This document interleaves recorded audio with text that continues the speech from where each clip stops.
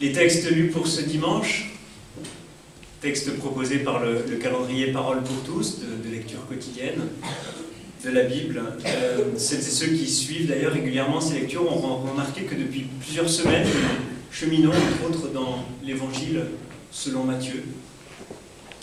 Et aujourd'hui, ces trois textes se rejoignent pour présenter la question du pardon, pour nous faire réfléchir à cette question du pardon, cette question immense, cette question difficile, cette question complexe du pardon. D'ailleurs, est-ce que ça existe vraiment, le pardon? Y a-t-il un pardon possible face à l'impardonnable? Ici, il n'y a aucune recette magique, aucune technique miracle qui tienne. La bonne volonté naïve, l'angélisme n'ont pas leur place. La question du pardon, on ne peut l'aborder qu'avec lucidité et réalisme quant au poids, quant à la gravité du mal. Sans tricher, sans esquiver, sans faire l'autruche en se réfugiant derrière de pieuses formules. On ne peut aborder cette question du pardon qu'avec crainte et tremblement, car on touche aux blessures intimes que chacun porte en soi et qui font saigner nos histoires.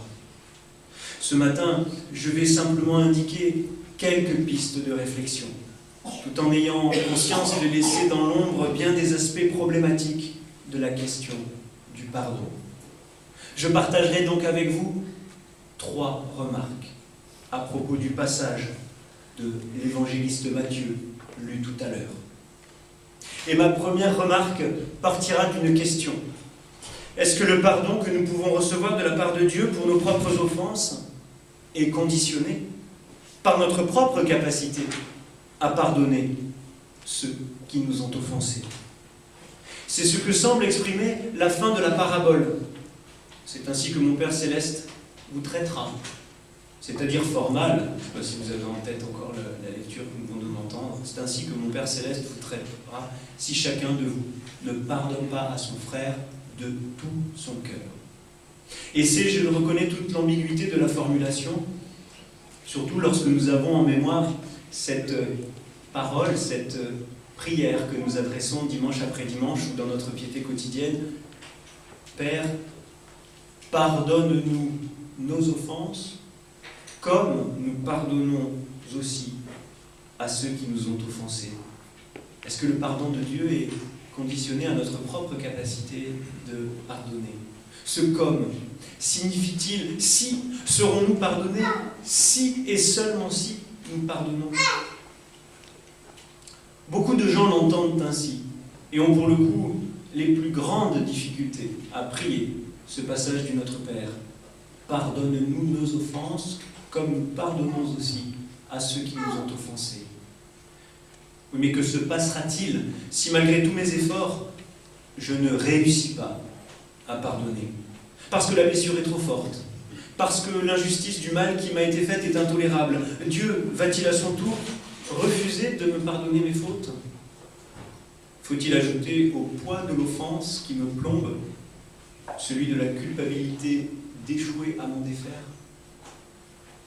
Est-il question ici de salut par les œuvres, au sens où il me faudrait d'abord prouver ma vertu, ma moralité, ma foi, en pardonnant pour ensuite seulement gagner le pardon de Dieu? Est-ce vraiment cela, le chemin que nous indique Jésus?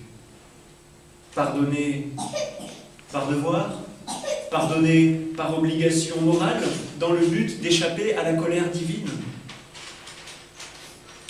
Je crois qu'on fait fausse route si on entend les choses comme ça. Il n'est pas question de salut par les œuvres. Il ne s'agit pas de dire que le pardon de Dieu nous serait accordé à la mesure du pardon dont nous serions capables, sinon nous aurions beaucoup de soucis à nous faire. Il s'agit plutôt de dire que pardonner autrui quand il m'a offensé est une nécessité vitale, non pas d'abord pour lui, mais pour moi. Avant de concerner l'offenseur, le pardon concerne l'offensé. Celui qu'il s'agit de libérer, celui à qui il s'agit d'apporter la paix en pardonnant, c'est premièrement celui qui a été victime de l'offense. Cela peut sembler paradoxal, mais il en est bien ainsi. Nous sommes invités à pratiquer ce que j'appellerais une sorte d'égoïsme évangélique. Je vais essayer d'expliquer un petit peu ce que c'est ça, l'égoïsme évangélique. Pardonnez-moi un peu l'expression, ça paraît un peu bizarre.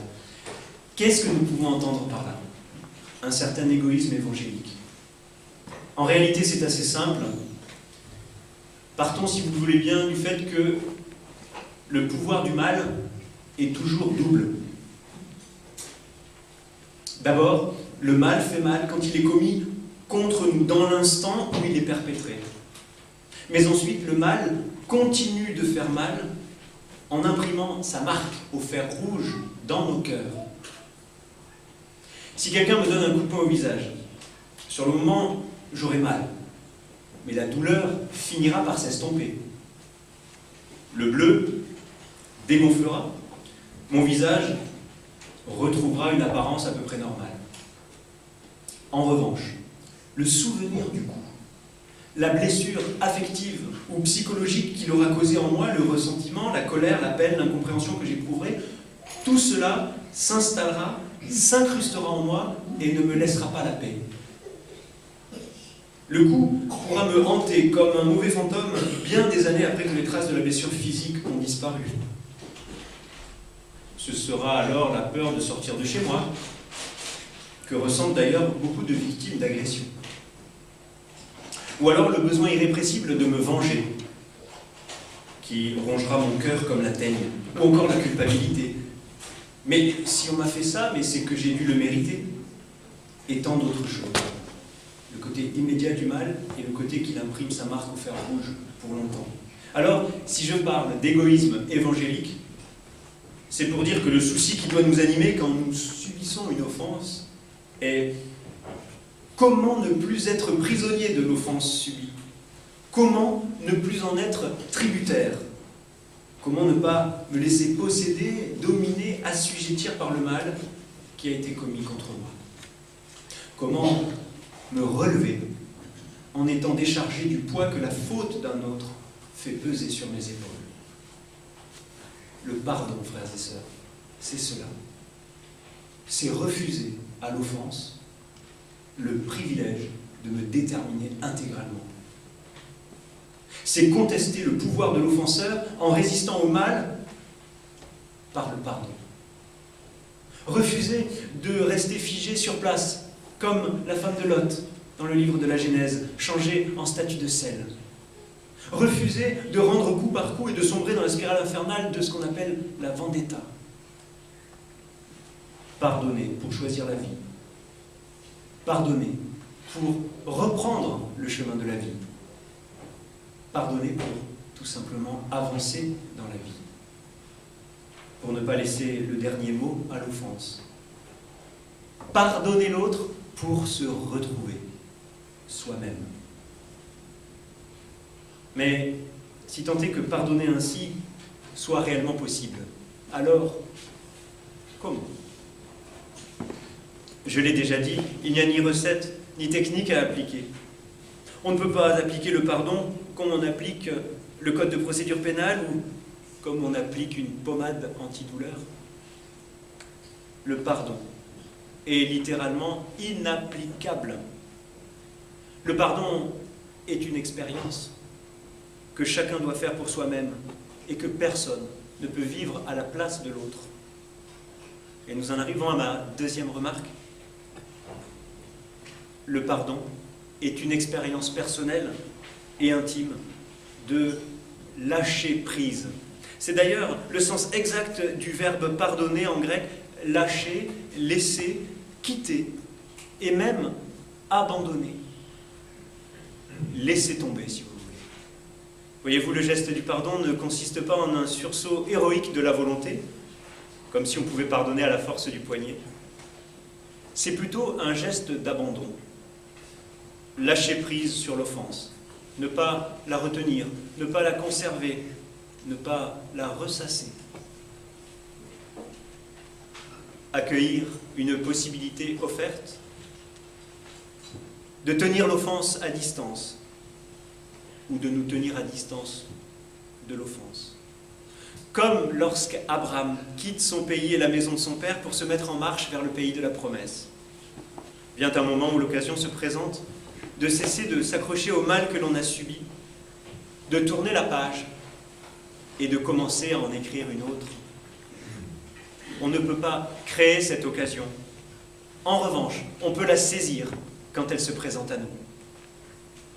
Cela signifie tout simplement que le pardon n'est pas un acte moral, mais un acte de foi. Je veux dire par là que pardonner, ce n'est pas faire des efforts pour faire la bonne chose, ce n'est pas pardonner parce qu'il faut pardonner, ce n'est pas parce que c'est bien de pardonner, ce n'est pas parce que c'est chrétien de pardonner. Pardonner, ce n'est ni s'efforcer de pardonner, ni réussir à pardonner comme s'il s'agissait de quelque chose qu'on pouvait maîtriser. Pardonner, c'est saisir une occasion, répondre à un appel, répondre présent à une occasion qui se présente. Et puis littéralement, je vous le disais, pardonner, c'est laisser tomber, déposer les armes, marquer un coup d'arrêt, c'est fini. C'est fini parce qu'autre chose commence. En ce sens-là, il ne peut pas y avoir de pardon s'il n'y a pas de rencontre qui en ouvre la possibilité. Et souvent, peut-être l'avez-vous remarqué, se présente cette occasion de pardon lors d'événements marquants qui ponctuent le cours de la vie. Lorsque l'on se retrouve à l'occasion d'un mariage, lorsque l'on se retrouve à l'occasion d'un baptême, lorsque l'on se retrouve à l'occasion d'obsèques. Souvent, l'occasion de pardonner se présente lors de tels événements. Dans ces événements, il y a une occasion de laisser derrière soi une offense, de laisser derrière soi une querelle, une dispute, parce qu'un nouveau cap est en train de se franchir. Encore faut-il naturellement saisir cette occasion. Car il peut arriver au contraire que l'occasion de pardonner qui se présente ravive la blessure et que le conflit qui aurait pu s'apaiser à ce moment-là s'envenime encore plus. Non pas parce qu'on ne fait pas ce qu'il faut, mais parce qu'on ne croit pas, ce qui est tout à fait différent. Le pardon n'est pas de l'ordre de la morale, mais de l'ordre de la foi. C'est au fond ce qui arrive aux personnages de la parabole. Millions et centimes. J'aime bien les appeler comme ça, c'était le titre de la parabole qu'avait choisi une troupe de théâtre qui circulait dans les églises réformées et luthériennes de la région parisienne. Et en fait, ils jouaient la parabole, façon commedia dell'arte. Millions et centimes. Pour rappeler le déséquilibre de la dette. Le personnage de la parabole, au lieu de mettre à profit la générosité dont il a bénéficié de la part de son maître, pour se montrer généreux à son tour, il vient de se faire pardonner des millions et des millions de dettes, annulées, déposées, laissées tomber, et il refuse de pardonner quelques centimes. Il agit à l'inverse de ce qu'on pouvait attendre de lui. Il se crispe sur la dette, au lieu justement de laisser aller, au lieu de s'abandonner. Il ne peut pas pardonner de tout son cœur parce que son cœur est encore retenu dans la logique de la dette. Il reste tributaire de la logique de la dette à payer coûte que coûte, au lieu de changer de logique en s'ouvrant au mouvement du don.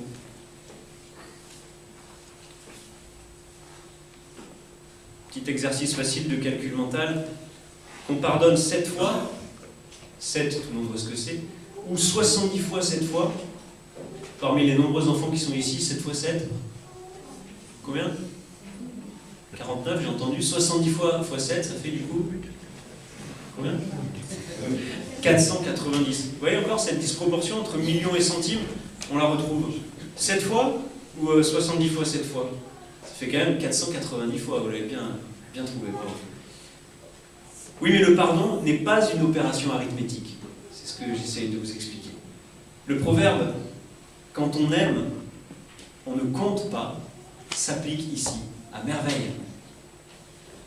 Lorsque ce brave Pierre a le souci de savoir combien de fois il faut pardonner et que Jésus lui répond par un nombre aussi élevé, 70 fois, 7 fois. Ce n'est pas pour dire que si ce nombre est atteint, alors dans ce cas on est exonéré de pardon. La réponse de Jésus consiste non pas à fixer des règles au pardon. La réponse de Jésus montre que le pardon dérègle les règles. Le pardon, comme son nom l'indique, est une invitation à vivre par don.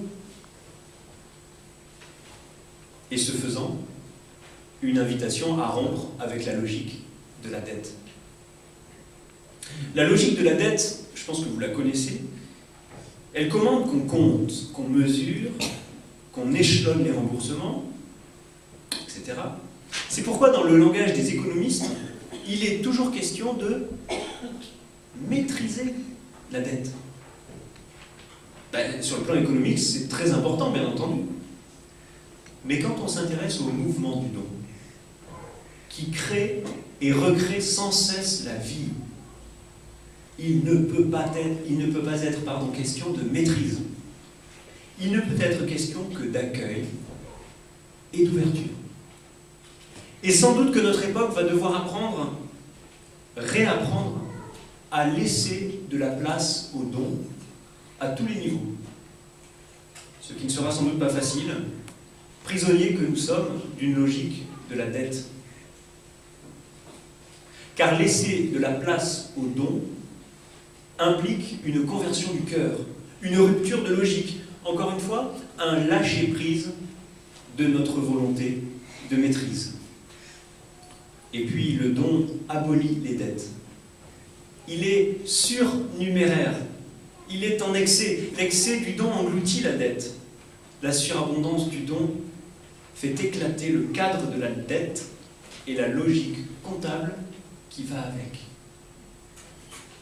Et nous touchons là au point crucial de la question du pardon des offenses. Pardonne-nous nos offenses comme nous pardonnons aussi à ceux qui nous ont offensés. En grec, cela se dit littéralement « laisse nos dettes comme nous les laissons aussi à nos débiteurs ». Pardonner, c'est lâcher prise sur toute dette.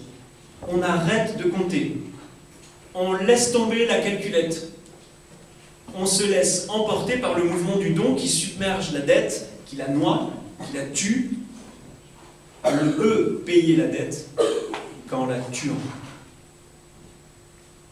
Ce qui est exactement ce qu'a fait Jésus sur la croix.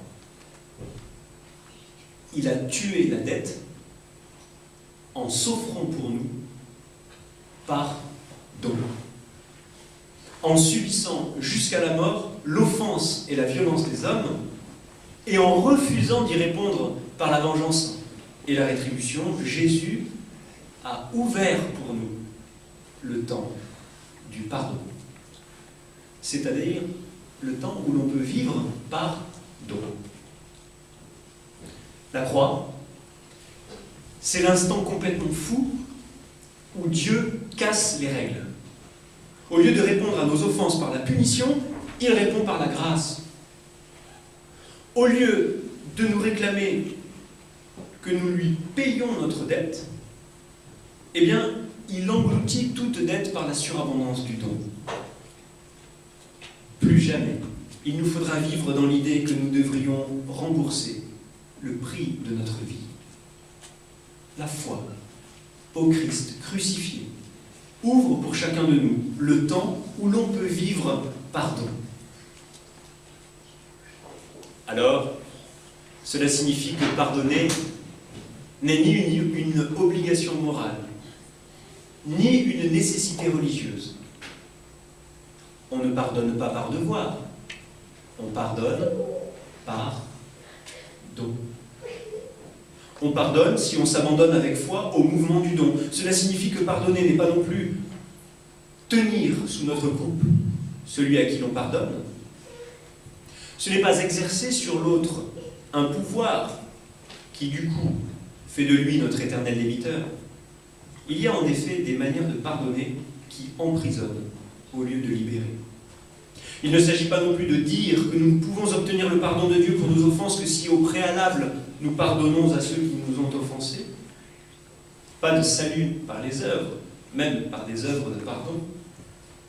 Il s'agit, et j'en terminerai par là, Il s'agit plutôt de comprendre que le pardon de Dieu nous donne, le pardon que Dieu nous donne et le pardon que nous pouvons donner sont finalement une seule et même chose. Le pardon que Dieu nous donne, le pardon que nous pouvons donner, une seule et même chose. Celui qui pardonne à son frère de tout son cœur vit authentiquement du pardon de Dieu. Celui qui vit authentiquement du pardon de Dieu pardonne à son frère de tout son cœur. Le don de Dieu manifesté à la croix est comme une source d'eau jaillissante qui coule dans notre histoire, qui la féconde. Et toutes celles et ceux qui ont soif de vie peuvent venir s'y abreuver. En ce dimanche et en cette nouvelle année paroissiale, plongeons-nous dans cette eau vive et laissons-nous emporter par son courant. Amen.